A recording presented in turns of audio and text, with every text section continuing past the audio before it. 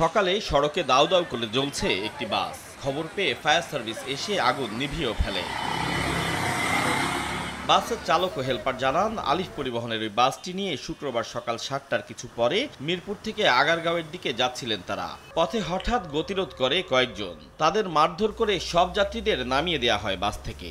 পরে গুলি করে ও আগুন জ্বালিয়ে পালিয়ে যায় তারা। ৩-৪ জন আমার হেলপারে মারছে, মায়ের যাত্রীরা সবাই বইকে নামাই দেয়া, পিস্তলা চাবারি দিয়া ঠেকা যাত্রী নামাই দেওয়া, গাড়িতে আগুন জ্বালিয়েছে। এর আগেও আমাদের এখানে একটা ঘটনা ঘটছিল, আমাদের চেকারে কোবাই ছিল নেসার নামে একজন সন্ত্রাসী।